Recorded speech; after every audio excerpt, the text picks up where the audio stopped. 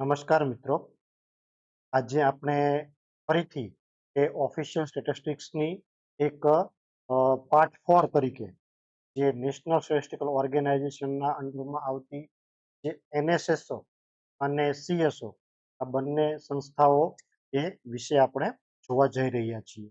તો ખાસ એ આપણે આજે એ NSO મીન્સ કે નેશનલ સ્ટેટિસ્ટિકલ ઓર્ગેનાઇઝેશનનું વિઝન અને મિશન શું છે, એની સાથે સાથે આજે આપણે બે જે નેશનલ સ્ટેટિસ્ટિકલ ઓર્ગેનાઇઝેશનની મુખ્ય બે સંસ્થા NSSO અને CSO એ પૈકીની પ્રથમ NSSO નું રોલ, રિસ્પોન્સિબિલિટી જે તમારા સિલેબસમાં છે કે એની ભૂમિકા શું છે, એના કાર્યો શું છે, એ કેવી રીતે એ મહત્વપૂર્ણ કામગીરી કરે છે તથા એના મુખ્ય પ્રકાશનો કયા છે, એ બધી જ બાબતો આપણે NSSOના સંદર્ભમાં જોવાના છીએ.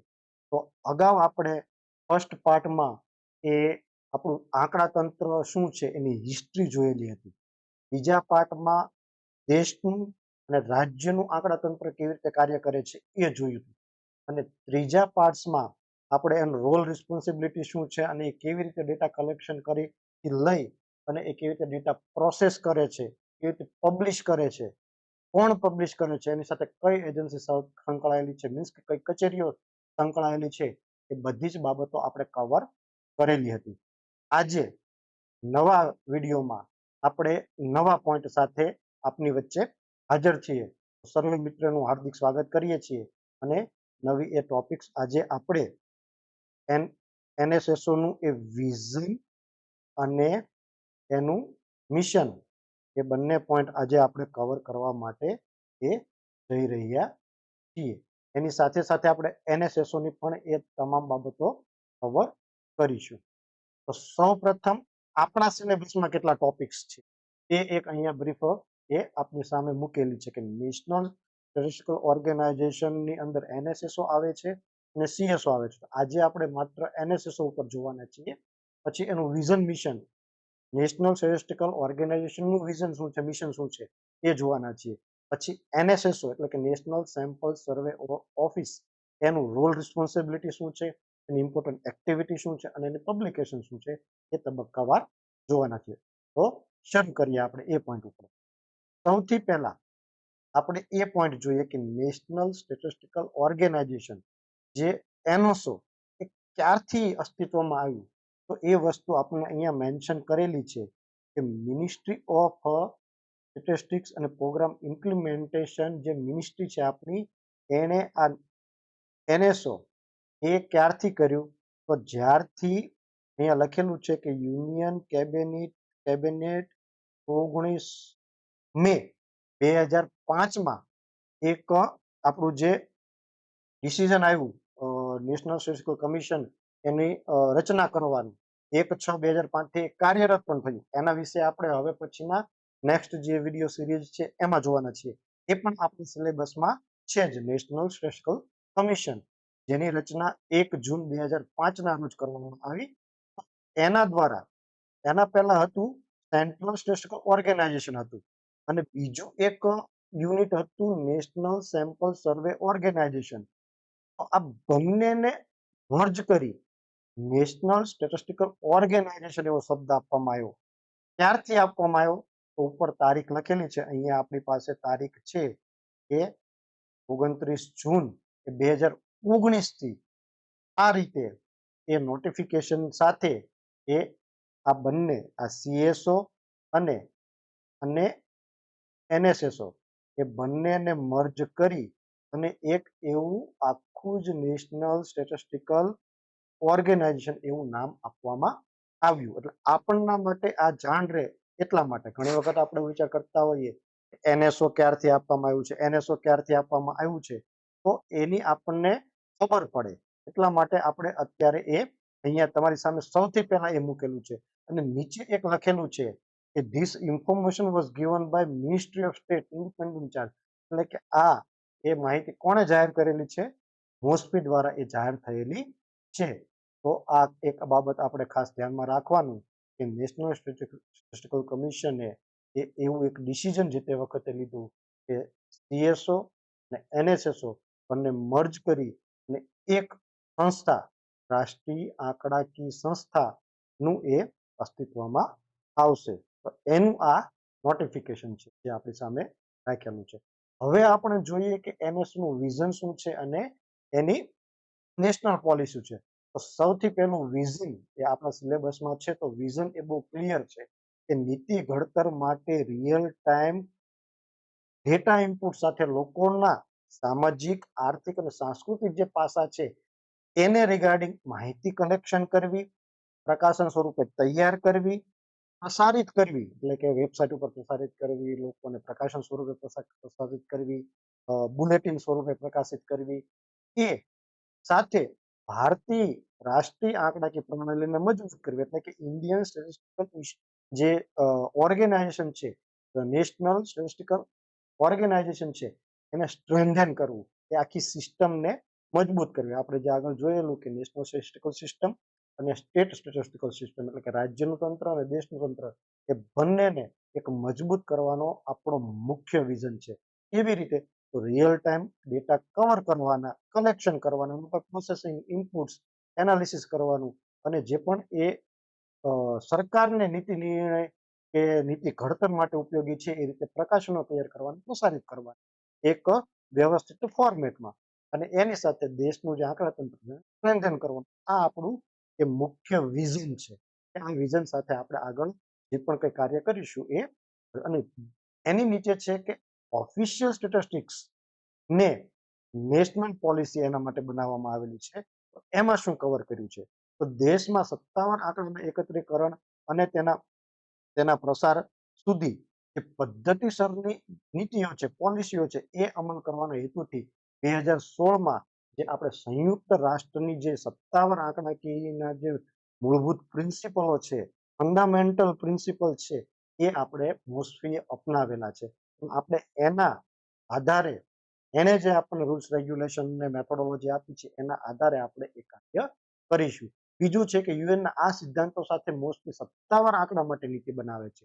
57 આંકડા કે એટલે કે જેટલી પણ એ 54 કે મિનિસ્ટ્રી જે કાર્ય કરે છે એની સાથે 58 વિભાગો જે સેન્ટ્રલમાં કામ કરે છે એની સાથે 28 રાજ્યોમાં આંકડા બ્યુરો કામ કરે છે અને એ બ્યુરોના અંતમાં જે પણ જિલ્લાની એ પણ એના નીચે જે તાબાની કચેરીઓ કામ કરે છે એ બધી જ જે છે એ જે પણ 57 આંકડા એ પબ્લિશ કરે છે એ આપણે આ જે પ્રિન્સિપલ અપનાવેલા છે, ફંડામેન્ટલ પ્રિન્સિપલ ઓફ ફંડામેન્ટલ યુએનના જે આ પોલિસી માટેના ઓફિશિયલ સ્ટેટિસ્ટિક્સ માટેના એ આપણે અપનાવી અને એના ઉપર આપણે કરીશું. એના આધારે એ સરકાર વચ્ચે, દેશ અને રાજ્ય વચ્ચે એ સંકલન કરવામાં આવશે. આંકડાકીય પ્રણાલીને વધુ મજબૂત બનાવવા. આ આપણું એ મેઇન એક વિઝન છે. મૂળભૂત સિદ્ધાંતોના આધારે અસરકારક નિર્ણય લેવાના છે. સમયસર અને વિશ્વસનીય માહિતી આપવાની છે. એના ઉપર પ્રોસેસ કરવાની છે. આપણે અગાઉ વાત કરી કે આ બધી જ પ્રોસેસ અગાઉ જોઈ લીધી છે. એ 57 આંકડાના પરિપ્રેક્ષમાં રહીને કરવાની છે. તો સંશોધનને પ્રોત્સાહન મળે, લોકોના જે સામાજિક, આર્થિક, સાંસ્કૃતિક જે બધા મુદ્દાઓ છે એને કવર કરી અને સરકાર જે યોજનાઓ, કાર્યક્રમો અને પોલિસી બનાવે છે એ પોલિસી બનાવી એના એ લગતી પ્રવૃત્તિઓ હાથ ધરવાનું એ આપણું મેઇન એ આપણું NSO નું વિઝન છે. આ થયું આપણું વિઝન. હવે પછી જોઈએ છે કે આપણું મિશન શું છે. તો આંતરરાષ્ટ્રીય સંસ્થાઓ સાથે જે પણ એ નોડલ એજન્સી તરીકે આપણે કામ કરીએ છીએ, મોસ્ટલી એ પોતે અન્ય મંત્રાલયો અને રાજ્યના જે બધા આંકડા બ્યુરો છે એની સાથે એક સંકલન કરવાનું તરીકે કામ કરે છે. એનું માર્ગદર્શન પડે, એને બધી વ્યાખ્યાઓ અને બધું આકલન કરે. તો એ સંકલન કરવા માટે દેશની એક નોડલ જે હોય એજન્સી એ આપણે મોસ્ટલી એ આપણું મિશન છે. એક નોડલ એજન્સી તરીકે વર્ક કરવાનું એ આપણું મિશન છે. તો આપણે એ લખેલું છે, અહીંયા દર્શાવેલું છે. સાથે સાથે સંકલન કરવાનું. તો દેશના મંત્રાલયો વિભાગો આપણે જે અગાઉ વાત કરી તો એની સાથે સંકલન કરવું, રાજ્યના આંકડા બ્યુરો સાથે સંકલન કરવું, કંઈક નવી આંકડાકીય પદ્ધતિઓ કે નવી કઈ ડેટાબેઝ કે નવી કઈ પોલિસીમાં રિફોર્મ કરવું હોય તો એ નીચે જાણ કરવી, એની પાસેથી કામ લેવું, એને સતત માર્ગદર્શન આપવું એ પણ એક સંકલનનો ભાગ છે. સર્વેક્ષણની મોજણી હાથ ધરવી એ પણ એક આપણો એક મેઇન ઉદ્દેશ્ય છે. તો એ પણ એક આપણું મિશન છે કે જે પણ તબક્કાવાર દરેક અલગ અલગ ડિપાર્ટમેન્ટ અને મિનિસ્ટ્રીને જે પણ એ સર્વે કરવાની જરૂર પડે છે ટાઈમ બેઝ, કોઈ 2 વર્ષે, 1 વર્ષે, 5 વર્ષે, 10 વર્ષે સેન્સસ, તો એ પણ એ બધી વસ્તુ જે પણ બધા સર્વે છે એ હાથ ધરવા અને લાંબા ગાળાના આયોજનો કરવા અને આંતરરાષ્ટ્રીય ધારાધોરણ અપનાવવું એ આપણું એક મિશન છે. કારણ કે આપણે બધા જ ડેટા એ આંતરરાષ્ટ્રીય સંસ્થાઓ સાથે પબ્લિશ કરીએ છીએ, શેર કરીએ છીએ. તો એ લોકોની સાથે આપણે શેર એટલા માટે કરીએ છીએ કે અન્ય દેશો સાથે આપણી કમ્પેરિઝન થાય. આપણે કઈ સ્થાને છીએ અને આપણે કઈ એક સ્થાને જવાનું છે. આપણે અત્યારે વિકાસશીલ દેશોમાં કેટેગરીમાં આવીએ છીએ. તો એક વિકસિત દેશનું આપણે જે વિઝન 2047માં રાખેલું છે, તો એ ગુજરાત થકી મીન્સ કે એ બધા રાજ્યો થકી કે ભારતનું વિઝન એ ક્લિયર થાય. તો એવી રીતે આપણે આંતરરાષ્ટ્રીય ધારાધોરણો સાથે પણ આપણે એ મેચ કરવાની છે. તો આપણા મુખ્ય 4 એ મિશન છે. આમ તો આપણે ઘણા બધા મિશન હોય, પણ આપણે આ 4 કેટેગરીમાં એને ડિવાઈડ કરી લીધા છે કે નોડલ એજન્સી તરીકે કામ કરશે, સંકલન તરીકે કામ કરશે, આંકડા બ્યુરો મીન્સ કે રાજ્યના આંકડા બ્યુરો સાથે અથવા મિનિસ્ટ્રી સાથે અથવા અન્ય વિભાગો સાથે. એની સાથે સાથે જે પણ સમયાંતરે જે પણ મોજણી સર્વેક્ષણ હાથ ધરવાના હોય, સેમ્પલ બેઝ કે પોપ્યુલેશન બેઝ, તો એ પણ હાથ ધરવામાં આવશે. અને જે પણ international norms, rules, regulation act છે એ મુજબ આપણે સુધારા કરી અને આપણું સ્ટેટિસ્ટિકલ સિસ્ટમને આગળ સ્ટ્રેન્થન કરવાની છે. આ આપણું એ મિશન છે. વિઝન ને પાર પાડવા માટે એક મિશન બનાવવામાં આવે, પોલિસી બનાવવામાં આવે, એ આપણે આ મિશન તૈયાર કરેલું છે. હવે જોઈએ, આ અગાઉ 2 વાત કરી આપણે વિઝન અને મિશન, એ આપણું નેશનલ સ્ટેટિસ્ટિકલ ઓર્ગેનાઇઝેશનના સંદર્ભમાં જોઈએ એ શું કાર્ય કરશે. હવે એના સંદર્ભમાં જે આપણે 2 સંસ્થા જોવાના છીએ, નેશનલ સેમ્પલ સર્વે ઓફિસ અને સેન્ટ્રલ સ્ટેટિસ્ટિકલ ઓફિસ. આ 2 જે ઓફિસ છે એમાં સૌથી પહેલું છે આપણું રાષ્ટ્રીય નમૂના સર્વેક્ષણ કાર્યાલય, એટલે કે નેશનલ સેમ્પલ સર્વે ઓર્ગેનાઇઝેશન. આપણને જે રીતે સારું લાગે એ રીતે આપણે શબ્દ બોલી શકીએ છીએ. અહીંયા આપણે તમામ વિગતો ગુજરાતીમાં તમને આપવાનો પ્રયત્ન કરેલો છે. સૌથી પહેલા આપણે એની પ્રસ્તાવના જોઈએ. 1949માં કે પીસી મહાલાનોબિસે ની અધ્યક્ષતામાં 3 સભ્યો, ડીઆર ગાર્ડિલ અને વી.કે.આર.વી. રાવ સભ્યો, આ 3 વ્યક્તિએ રાષ્ટ્રીય આવક સમિતિ બનાવેલી અને સ્વતંત્ર ભારતની રાષ્ટ્રીય આવકની ગણતરી કરવા માટે એક પદ્ધતિ વિકસાવવાનું એમણે નક્કી કર્યું. પછી સમયાંતરે જે આ જે ગેપ જોવા મળ્યો, જે સમિતિ એમની પાસે જે ઉપલબ્ધ આંકડાકીય માહિતી હતી, લોટ્સ ઓફ પ્રકારના ગેપ્સ હતા, લેખ હતા.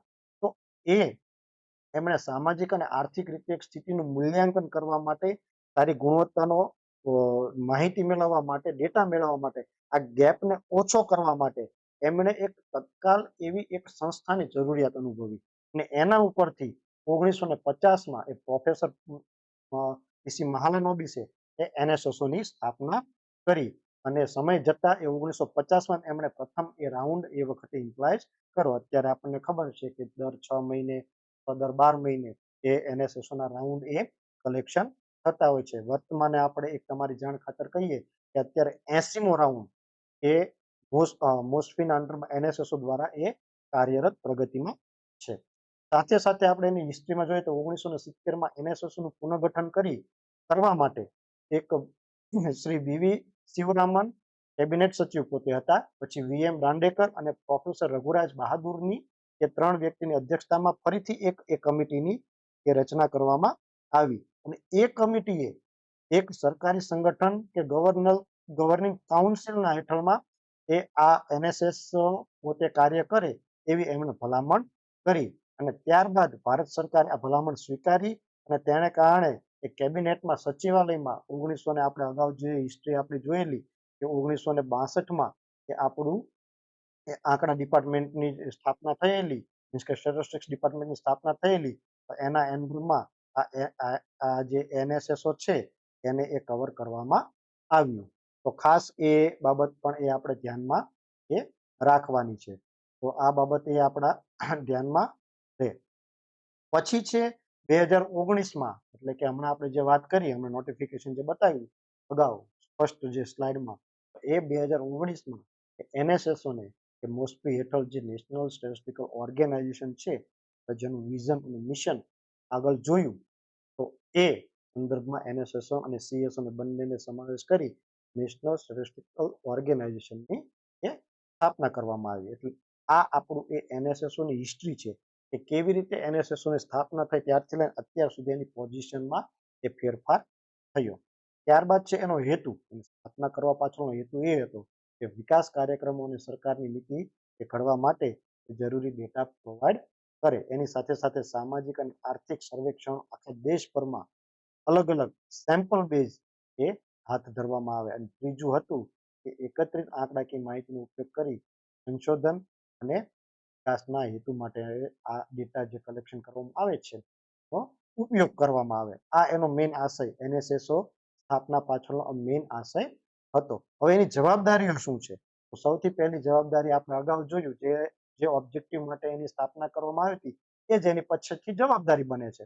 સૌથી પહેલી જવાબદારી એની છે કે સામાજિક આર્થિક સમીક્ષા, સામાજિક આર્થિક પોઈન્ટ એટલે વિવિધ પાસાઓ ઉપર એને રાષ્ટ્રવ્યાપી સર્વે કરવાના છે, સેમ્પલ બેઝ સર્વે કરવાના છે. નેશનલ, આપણે એના નામમાં જ ખરેખર આવી જાય, નેશનલ સેમ્પલ, આખા રાષ્ટ્રમાં જે સેમ્પલ જે વ્યાપેલું છે એનો સર્વે ઓફિસ, એટલે કે ઓફિસ કરવા માટેની આ એક સર્વેક્ષણ કરવા માટેની આ એક કચેરી છે. પછી છે કે એનએસએસઓ દ્વારા જે પણ સર્વે કરવામાં આવે છે સેમ્પલ બેઝ, એ પરિણામોનો ડેટા સંગ્રહ કરવાની પ્રક્રિયા કરી અને એક વ્યવસ્થિત ફોર્મેટમાં જુદા જુદા પ્રકારના પ્રકાશનો આપવા, એની અંદર કંઈક રિકમેન્ડેડ કરવી અને એ રિકમેન્ડેડના આધારે જે યોજના, કાર્યક્રમ કે જે પણ પોલિસી હોય એ પોલિસીમાં ચેન્જીસ લાવવા. એની સાથે સાથે આ એનએસએસઓને કાર્યરત કરવા માટે ડાયરેક્ટર જનરલ એનએસએસઓ એ કાર્યરત રહેશે. અને એમાં વધારાના બીજા 4 જે ડિપાર્ટમેન્ટ છે એ ડિપાર્ટમેન્ટ પણ પોતે એ કાર્યરત રહેશે. એ આપણે ડિપાર્ટમેન્ટ વિશે હવે પછીના એ નેક્સ્ટ ભાગમાં આપણે જોવાના છીએ. પણ આ શું કાર્ય કરશે? તો આયોજન, તો એક ડિપાર્ટમેન્ટ આયોજન કરશે, એક ડિવિઝન ફિલ્ડ વર્ક કરશે, એક ડિવિઝન એના પર ડેટા પ્રોસેસિંગ કરશે અને એક ડિવિઝન એ સમગ્ર રીતે એનું સંકલન કરશે. તો આ રીતે એ 4 ડિવિઝન એનએસએસઓમાં એ કાર્યરત છે. અને એનએસએસઓ જે પણ રાઉન્ડ કરશે, જે પણ પબ્લિકેશનો પ્રકાશિત કરશે એના ઉપર એ સમયાંતરે રાષ્ટ્રવ્યાપી સેમિનારનું આયોજન કરશે. અને અત્યારે વર્તમાને દર 6 મહિને એક સર્વેક્ષણ કરી અને એક પબ્લિકેશન પણ બહાર પાડે, એક મેગેઝિન બહાર પાડવામાં આવે છે, જે આપણું મોસ્ટલી ઓફિશિયલી એ મેગેઝિન છે એના અંડરમાં એનએસએસઓ જે એ સેમ્પલ સર્વે બેઝ જે સર્વે કરેલા હોય જે એના ઉપરથી જે સંશોધન પત્રો રજૂ થયેલા હોય, રિસર્ચ પેપર રજૂ થયેલા હોય એ એના અંડરમાં એ દરેક વ્યક્તિ જે રિસર્ચ પેપર કરતી હોય એનો સમાવેશમાં કરવામાં આવે છે. હવે પછી આપણે જોઈએ છીએ કે કયા રાષ્ટ્રીય નમૂના સર્વેક્ષણ કાર્યાલય દ્વારા કઈ પ્રકારની કામગીરી કરવામાં આવે છે. આપણે રોલ જોયો, રિસ્પોન્સિબિલિટી જોઈ. હવે પછી એની પ્રિન્સિપલ એક્ટિવિટી કે મેઇન એક્ટિવિટી આપણે જોવા જઈ રહ્યા છીએ. તો સૌથી પહેલું છે કે હાઉસ હોલ્ડ કન્ઝમ્પશન એક્સપેન્ડિચર સર્વે, એટલે કે એ ડિવિઝન છે જે આ સર્વે કન્ડક્ટ કરે છે. કારણ કે બધા સેમ્પલ બેઝ સર્વે કરે છે તો સૌથી પહેલો એ સર્વે હાઉસ હોલ્ડ કન્ઝમ્પશન એક્સપેન્ડિચર સર્વે કરે છે. ગુજરાતીમાં કહીએ તો ઘરગથ્થુ વપરાશ ખર્ચ સર્વે, એટલે કે આપણે જે ગ્રાહક પોતે જે પણ ચીજ વસ્તુઓ પર ખર્ચ કરીએ છીએ એ બાબતનો એ અમુક સિલેક્ટેડ એ હાઉસ હોલ્ડની સિલેક્ટ કરી અને એના ઉપર એ સર્વે કરવામાં આવે છે. એ સેમ્પલ સિલેક્ટ કરી અને એના ઉપર એ આખો સર્વે કરવામાં આવે છે. તો એમાં આપણે જોઈએ તો ચીજ વસ્તુ અને સેવાઓનું જે આપણી વપરાશ પેટર્ન છે એ કવર કરવામાં આવે છે. ઘરગથ્થુ આપણી જે જીવન નિર્વાહના આપણા વલણ કેવા છે ગ્રાહકના એ પણ એમાં કવર કરવામાં આવે છે. અને આના આધારે આર્થિક આયોજન, ગરીબી માપન અને સીપીઆઈ ના ડેટા એ અપડેટ કરવામાં આવે છે. અને આની સાથે સાથે એ માસિક માથાદીઠ વપરાશ ખર્ચ, આપણો મંથલી જે પર કેપિટા એક્સપેન્ડિચર છે એ પણ એ મેળવવામાં આવે છે. અને છેલ્લો એ આ હાઉસ હોલ્ડ કન્ઝમ્પશન એક્સપેન્ડિચર સર્વે એ 2023-24 હાથ ધરવામાં આવ્યો હતો. એમાં 2,61,953 એ હાઉસ હોલ્ડનું સર્વે એ કવર કરવામાં આખા દેશમાં આવેલો હતો. એમાંથી એ રૂરલમાં આટલા હતા અને અર્બનમાં આટલા હાઉસ હોલ્ડને એમાં કવર કરવામાં આવેલા હતા. આ એક આપણે બેઝિક ઇન્ફોર્મેશન અહીંયા કાર્યને રિગાર્ડિંગ છે. આ કાર્ય એનું સતત છે એટલે આપણે આમાં ડીપમાં જતા નથી, કારણ કે એટલા બધા ડીપમાં પ્રશ્નો પણ આવતા નથી. કારણ કે તમારા પબ્લિકેશનના આધારના પ્રશ્નો એ મોટા ભાગે તમે આખું પબ્લિકેશન જુઓ તો પછી એના બેઝ ઉપરના પ્રશ્નો એમ આવે નહીં કે આ પ્રકાશનમાં શું હતું, ક્યાં શું હતું. પ્રકાશન શું છે, પ્રકાશનમાં કેવી વિગતો સામેલ કરવામાં આવે છે, કયા તબક્કામાં બહાર પાડવામાં આવે છે, અને એ જે પ્રકાશન છે એમાં મેજર જે એના ઇન્ડેક્સના ટોપિક છે એ આપણે યાદ રાખીએ એટલે ઇનફ છે.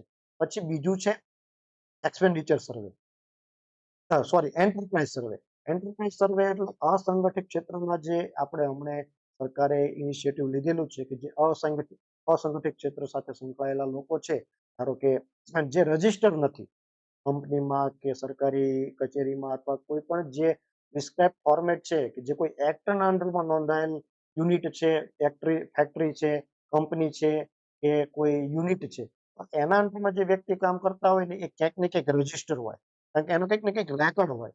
પણ છૂટક વેપાર કરે છે, રોડ રસ્તાની સાઈડમાં બેસીને કોઈ છૂટક વેચાણ કરે છે, લારી ગલ્લા, ફેરિયા, આ જે બધા વ્યક્તિઓ છે, બાંધકામ સાઈડ ઉપર કામ કરતાઓ, જે મજૂર કામદારો છે કે જે દરરોજનું પોતાનું વળતર મેળવી અને કામ કરે છે, એ રજિસ્ટર નથી કોઈ એક જગ્યાએ, તો એ ઓર્ગેનાઇઝ સેક્ટર છે, એ આપણા ભારતીય અર્થતંત્રમાં ખૂબ મોટો ભાગ ભજવે છે. તો એના બેઝ એન્ટરપ્રાઇઝ સર્વે એ આપણા આ એનએસએસઓ પણ હાથ ધરે છે. એને નામ આપવામાં આવ્યું છે annual survey of unincorporated sector enterprise survey, જે છેલ્લે 2022-23માં હાથ ધરવામાં આવ્યો, જેમાં ઉત્પાદન, વેપાર અને અન્ય જે સેવા ક્ષેત્રના જે અસંગઠિત જે યુનિટ છે, જે છે એકમ, એની અંદર જે કામદારો કામ કરે છે, એની આર્થિક અને એની ઓપરેશનલ એટલે એનું એજ્યુકેશન, એનું બેકગ્રાઉન્ડ, એ બધી બાબતો આમાં સર્વેમાં કવર કરવામાં આવે છે. અને આ સર્વે એ ટેબ્લેટ આધારિત કરવામાં આવે છે, એટલે એને નામ આપવામાં આવ્યું છે કોમ્પ્યુટર આસિસ્ટેડ પર્સનલ ઇન્ટરવ્યુ. એટલે વ્યક્તિ એક ટેબ્લેટ લઈને જાય છે, એમાં કારણ કે સામેવાળી વ્યક્તિ ભણેલી નથી, એની પાસે એક પ્રિસ્ક્રાઇબ શિડ્યુલ છે, પત્રક છે, એની અંદર જે પણ વસ્તુ મેન્શન કરેલી છે એ વ્યક્તિ સામેવાળાને પૂછે છે, અને જે પણ એ જવાબ વ્યવસ્થિત કે અવ્યવસ્થિત રીતે જે આપે છે, એને આ વ્યક્તિ એ પોતાના આ કોમ્પ્યુટર જે આખી સિસ્ટમ ડેવલપ કરવામાં આવી છે ટેબ્લેટમાં, એમાં એ પોતે ઇનપુટ કરે છે અને સીધી જ રિયલ બેઝ સોફ્ટવેરમાં એ ડેટા આખો કલેક્શન થાય છે. તો આ થઈ બીજી વાત, બીજો સર્વે. ત્રીજું છે કે ફિલ્ડ ઓપરેશન. ફિલ્ડ ઓપરેશન એ આખું જ એ એક ડિવિઝન છે, જે સ્પેશિયલ જે પણ રાઉન્ડનો ડિઝાઇન થાય છે, જે પણ સર્વે નક્કી થાય છે, એનું ફિલ્ડ ઓપરેશન કરે છે, અને દેશવ્યાપી એની પર્ટિક્યુલરલી પેટા ઓફિસો છે, તો એ કામ કરે છે. તો આપણે અહીંયા દર્શાવેલું છે કે એ ફિલ્ડ ઓફિસ ફિલ્ડ વર્ક સર્વેક્ષણનું કામ કરે છે. સંબંધિત ડિવિઝન એટલે જે ડેટા પ્રોસેસિંગ ડિવિઝન છે સીપીડી, તો એને એ ડેટા ફોરવર્ડ કરે છે, કારણ કે કલેક્શન કર્યા પછી ફોરવર્ડ એ પોતે કરે છે. અને આ ડિવિઝન કે જે એસઆરડી જે પણ એ સમયપત્રક ટાઈમલાઈન નક્કી કરેલી હોય એને ફોલો કરે છે. આનું મેઇન મથક એ ન્યૂ દિલ્હીમાં આવેલું છે. એફઓડી દેશભરમાં ઉદ્યોગના વાર્ષિક સર્વેક્ષણ, સામાજિક આર્થિક સર્વેક્ષણ, ઘરગથ્થુ સર્વેક્ષણ, રોજગાર અને બેરોજગારીના સર્વેક્ષણ પર ડેટા એકત્રિત કરે છે. એટલે જે પણ પ્રકારના ફિલ્ડ ઓપરેશન ડિવિઝન આખું જે પણ પ્રકારના એ સર્વે કન્ડક્ટ કરે છે, એની અત્યારે અહીંયા માહિતી આપી છે. એફઓડી એ વિવિધ પાક કાપણીના જે પ્રયોગો છે એ અત્યારે જિલ્લામાં એ તબક્કાવાર કરવામાં આવતા હોય છે જિલ્લા આંકડા કચેરી દ્વારા, તો એ પણ એ કરવામાં આવે છે. ફિલ્ડ ઓપરેશન ડિવિઝન દ્વારા એ આ બધી કામગીરી કરવામાં આવે છે. ત્યારબાદ છે સર્વે કોઓર્ડિનેશન ડિવિઝન, કે આ બધા જ સર્વે જે થાય છે, કોણ ડિઝાઇન બનાવશે, ક્યારેક કોઈ રાઉન્ડની ડિઝાઇન બનશે, ક્યારેક કઈ એફઓડી એટલે મીન્સ કે ફિલ્ડ ઓપરેશન ડિવિઝન કે ક્યારેક કઈ રાઉન્ડનું ફિલ્ડ વર્ક હાથ ધરશે, પછી કોણ રિપોર્ટિંગ કરશે, કોણ એનાલિસિસ વર્ક કયા સમયે કયા રાઉન્ડનું કરશે, આ બધું જ કોઓર્ડિનેશન એ આ સર્વે કોઓર્ડિનેશન ડિવિઝન કરે છે. તો એની સાથે સાથે એ કોઓર્ડિનેશન પણ કરે છે, સાથે સાથે એક આપણે અગાઉ વાત કરી કે બાય એન્યુઅલે અર્ધવાર્ષિક એ સર્વેક્ષણ કરીને જે આપણું પબ્લિકેશન છે એ પણ એ બહાર પાડે છે. હવે પછી આપણે જોઈએ જે એનએસએસઓના અંડરમાં જે બધા ડિવિઝન્સ છે, એ ડિવિઝન્સ પોતે શું કાર્ય કરે છે, કારણ કે દરેક ડિવિઝનનું પોતાનું એક યુનિક એક કામ આપવામાં આવેલું છે. તો સૌથી પહેલો ડિવિઝન છે સર્વે ડિઝાઇન અને સંશોધન વિભાગ. સર્વેની ડિઝાઇન સૌથી પહેલા આવે ડિઝાઇન કરવું, કે કેવી રીતે આપણે કયો સર્વે, આપણી પાસે પહેલા મોસ્ટલી પાસે પ્રપોઝલ આવે, કોઈ પણ એ બાબતોની એ પ્રપોઝલ એ આપણી પાસે આવે, અને ત્યાર પછી આપણે એના ઉપર એક ડિઝાઇન બનાવવી પડે કે કેવી રીતે આના ઓબ્જેક્ટિવ રહેશે, કઈ મેથોડોલોજીથી ડેટા કવર થશે, કઈ મેથોડોલોજીથી નીચે સેમ્પલ આપણે સિલેક્શન કરીશું, કઈ એવું યુનિટ કે કેટલા સેમ્પલ આપણે કઈ જગ્યાએ કયા સ્ટેટમાં રાખીશું, આ બધું જ ડિસિઝન આ સર્વે ડિઝાઇન ડિપાર્ટમેન્ટ કરે છે. તો એનું મુખ્ય વિભાગ એ કલકત્તામાં છે. ક્યાં છે? કલકત્તામાં છે. એની સાથે સાથે એ પોતે આ જે પણ સર્વે ડિઝાઇન હાથ ધરવાનો એની મેન્યુઅલ્સ બનાવે છે, સેમ્પલ મેથોડોલોજી પણ એ નક્કી કરે છે, એના શિડ્યુલ પણ તૈયાર કરે છે. શિડ્યુલ તૈયાર પછી એના પર જે પણ કોષ્ટકો સ્વરૂપે જે ડેટા લેવાનું છે એ પણ આ તૈયાર કરીને આપે છે. અને જ્યારે ડેટા કલેક્શન થઈ જાય ત્યારે જે એફઓડી એ ડેટાને પરત કરે ત્યારે એના ઉપર એ સર્વેક્ષણના પરિણામો પણ એ એનાલિસિસ પણ એ આ ડિપાર્ટમેન્ટ કરે છે. અને જે પબ્લિકેશન તૈયાર થાય એ પણ એ આ ડિપાર્ટમેન્ટ એ કરે છે. અને ત્યારબાદ આ બધા ડિપાર્ટમેન્ટો એ પછી એ પોતાનું એ વર્ક શરૂ કરે છે. હવે પછી આ મેઇન ડિપાર્ટમેન્ટ છે સર્વે ડિઝાઇન અને સંશોધન. રિસર્ચ પણ એ પોતે આ જ ડિપાર્ટમેન્ટ કરે છે. એટલે સૌથી અગત્યનો ડિપાર્ટમેન્ટ આમ જોવા જઈએ કહીએ તો એ ડિઝાઇન અને સંશોધન વાળો ડિપાર્ટમેન્ટ છે. સાથે સાથે બીજો ડિપાર્ટમેન્ટ છે ફિલ્ડ ઓપરેશન ડિવિઝન. આપણે અગાઉ જોયું એ કામગીરી કે ફિલ્ડ ઓપરેશન ડિવિઝન કે જ્યારે આ ડિઝાઇન કરીને આપે સર્વે ત્યારે એ આ ડિપાર્ટમેન્ટ પાસે આવે છે. એનું મુખ્ય મથક એ દિલ્હીમાં છે. એની રિજિયોનલ ઓફિસ છે એ પણ એની પ્રાદેશિક ઓફિસો છે. આપણે ગુજરાતમાં એ અમદાવાદ, પછી એ બરોડા અને એ સિવાય બરોડા અને એ સિવાય એ રાજકોટમાં એ આની ઓફિસ આવેલી એ છે. એટલે આપણી અહીંયા 53 પૈકીની 3 એ પ્રાદેશિક ઓફિસો ગુજરાતમાં આવેલી છે. એની સાથે સાથે આ 116 પેટા પ્રાદેશિક ઓફિસોમાં એ આ આખા સર્વેક્ષણની કામગીરી હાથ ધરવામાં આવે છે.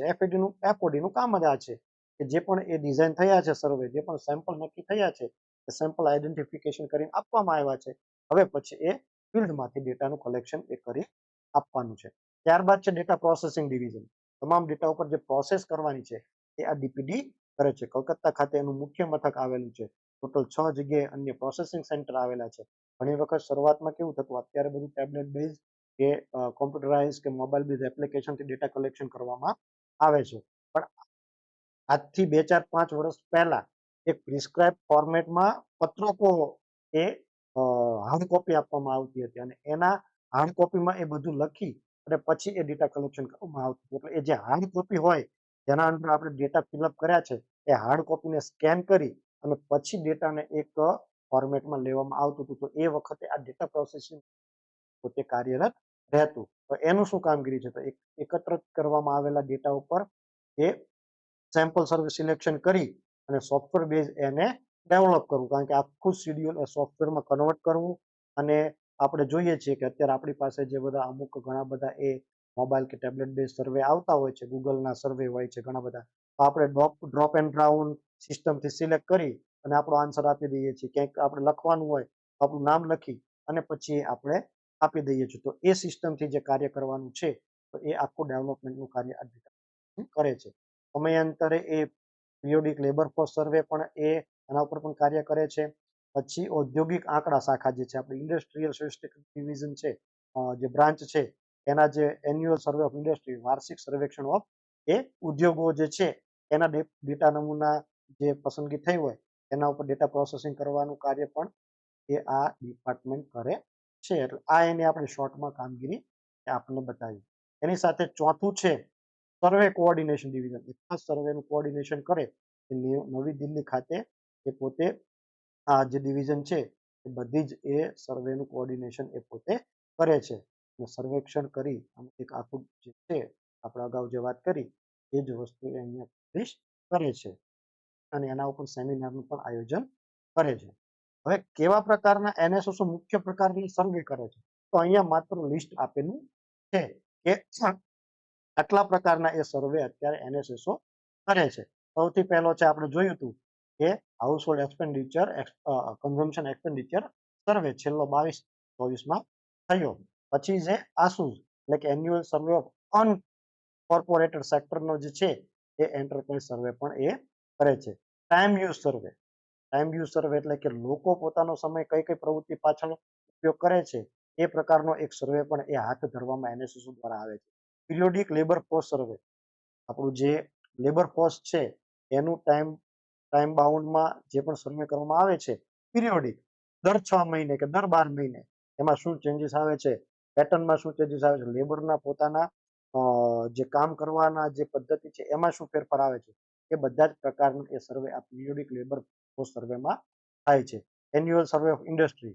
પછી એગ્રીકલ્ચરના crop survey, urban frame survey, price data એટલે કે જે CPI agriculture labour, rural labour, CPI urban, CPI રૂરલનું જે કમ્બાઇન સિરીઝ બહાર પાડવામાં આવે છે એનું ડેટા કલેક્શનનું કાર્ય પણ એ આ એનએસએસઓ દ્વારા કરવામાં આવે છે.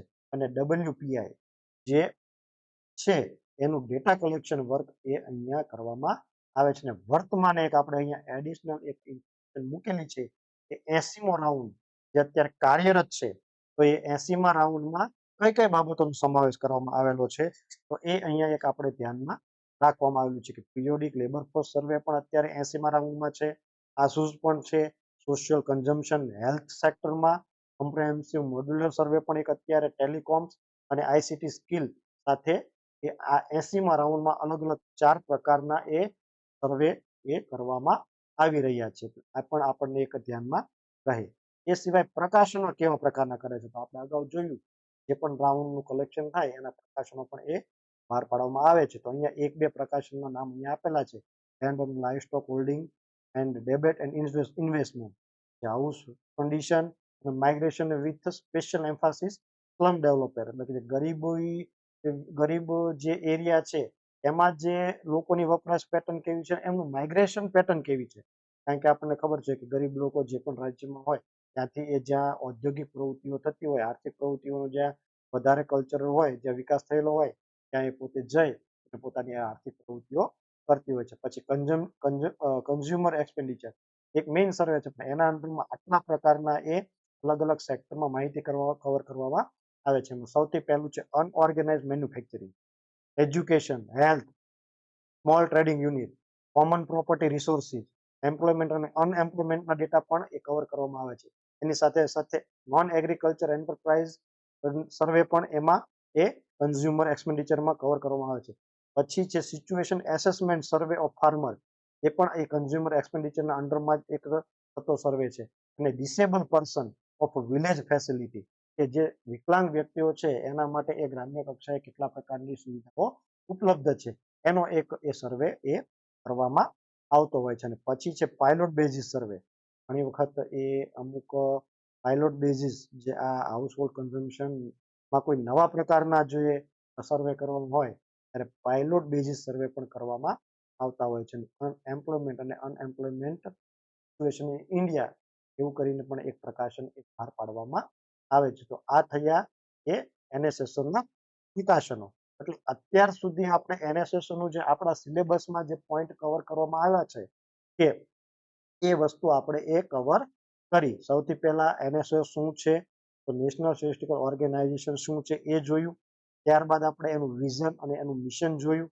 ત્યારબાદ આ એનએસઓ એટલે કે નેશનલ સ્ટેટિસ્ટિકલ ઓર્ગેનાઇઝેશનના અંડરમાં કવર થતી 2 સંસ્થાઓ જે આપણા સિલેબસમાં છે, એનએસએસઓ અને સીએસઓ. તો એમ સૌથી પહેલી આજે આપણે એનએસએસઓ ઉપર જોયું, એની પ્રસ્તાવના કે એનો ઇતિહાસ, પછી એનું શું ઓબ્જેક્ટિવ છે એસ્ટાબ્લિશ કરવા માટેનો, એની શું રિસ્પોન્સિબિલિટી છે, પછી છે એ શું કાર્ય કરે છે, મેઇન એક્ટિવિટી જે આપણા સિલેબસમાં કીધેલી છે એ મેઇન એક્ટિવિટી આપણે કીધી.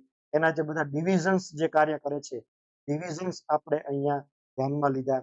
અને ત્યારબાદ એ કેવા પ્રકારના પ્રકાશનો એ પ્રકાશિત કરે છે, તો એ બાબત આપણે આજે કવર કરી. એટલે કે તમારા જે સિલેબસ બેઝ જે પણ પોઈન્ટ છે એ આજે આપણે કવર કર્યા છે. તો આશા રાખીએ કે તમને આ તમામ માહિતી એ એનએસએસઓના સંદર્ભમાં પરીક્ષાના બાબતમાં એ ખૂબ ઉપયોગી થશે. તમારું એ પેપર જે સામાન્ય અભ્યાસનું છે એ પૂર્ણ પણ થઈ ગયું છે. હવે પછી તમારી જ્યારે પણ એપ્રિલ મે જૂનમાં તમારી મે જે બીજા એ પાર્ટ્સ માટેની જે મેઇન સબ્જેક્ટિવ આવવાની છે, તો આજનો જે આપણો ટોપિક હતો એ રિસર્ચ ઓફિસર માટે પણ કામનો છે. રિસર્ચ આસિસ્ટન્ટની એક્ઝામ અને એસએ એટલે કે સ્ટેટિસ્ટિકલ આસિસ્ટન્ટ માટેની જે એક્ઝામ લેવાની છે એના માટે પણ એ આ કામમાં તમને આવશે એવી આશા રાખીએ. તો તમારા ઇનપુટ્સ અમને મળે, તમારા વેલ્યુએબલ સજેશન અમને મળે. અને હવે પછી આપણે સેકન્ડ જે સેન્ટ્રલ સ્ટેટિસ્ટિક્સ ઓફિસ છે એના વિશે એ આપણે એના પણ રોલ, રિસ્પોન્સિબિલિટી, એની મેઇન એક્ટિવિટી અને એના પબ્લિકેશનો છે, એની આખી હિસ્ટ્રી છે એ આપણે જોવાના છીએ. આજના દિવસે આટલું રાખીએ. આશા રાખીએ કે તમને આ વિડીયો બહુ જ ગમશે, તમારા ઇનપુટ્સ અમને મળશે અને એની સાથે સાથે એ તમે એ અમને ફોલો જરૂર કરશો. તમારા મિત્ર વર્તુળમાં આ વિડીયો એ પહોંચાડવાનો પ્રયત્ન કરજો અને તમારા સજેશનો એ ખાસ અમને આપજો એવી અમે તમારા સાથે આશા રાખીએ છીએ. ખૂબ ખૂબ આભાર. Thank you. Lots of thanks.